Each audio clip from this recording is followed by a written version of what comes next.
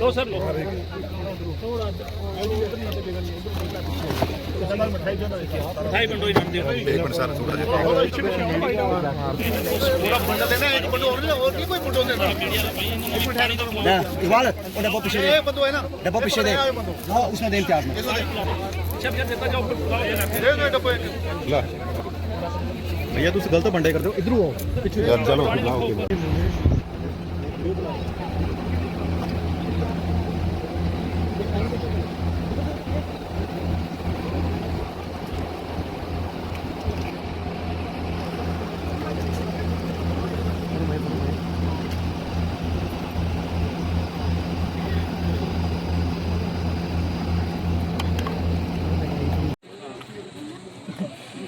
और forest right act के तहत इनको वाजिया जो है इनको हकूक दिए गए हैं, इनको एम्पावर किया गया है, बाकायदा कॉन्स्टिट्यूशन ने इनको राइट्स दिए हैं।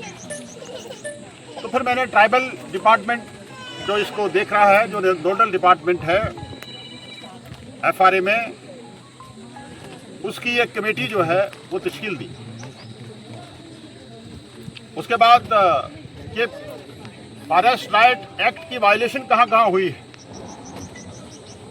और कौन लोग जो हैं इसके जिम्मेदार हैं। फॉरेस्ट राइट एक्ट में अगर एफआरए में ये लोग आते थे, उनको अभी तक हुकूक क्यों नहीं दिए। फॉरेस्ट राइट एक्ट के तहत जो इनको लवाजमात मिलने चाहिए थे, जो इनको फैसिलिटीज़ मिलनी चाहिए थी, वो क्यों नहीं मिली। और ये क्या जिन लोगों ने ये किया है, वो जो सेट प्रोसीजर है उसको अडॉप्ट किया है नहीं किया। इसके लिए नोडल डिपार्टमेंट ट्राइबल डिपार्टमेंट है, वो बाकायदा उसकी इंक्वायरी कर रहा है। 4 रुकनी कमेटी जो है डायरेक्टर ट्राइबल अफेयर्स जो है उसको हेड कर रहे हैं, और उसके साथ 3 लोग हो रहे हैं जो इस पर इंक्वायरी कर रहे हैं।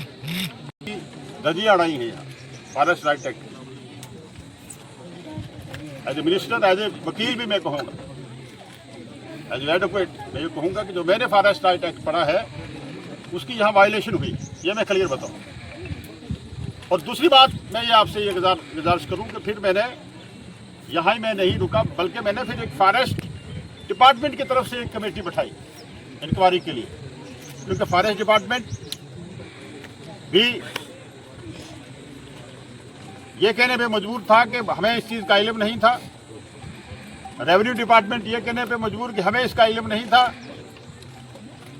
लोक भवन को कोई इन्फॉर्मेशन नहीं थी, मिनिस्टर को कोई इन्फॉर्मेशन नहीं थी। तो फिर मैंने फॉरेस्ट डिपार्टमेंट की भी एक इंक्वायरी बैठाई, जिसकी जो सरबराही है वो एक सीनियर ऑफिसर जो फॉरेस्ट डिपार्टमेंट में सेक्रेटरी है वो कर रहे हैं, और उनके साथ एक रेवेन्यू ऑफिसर भी जो लगाया।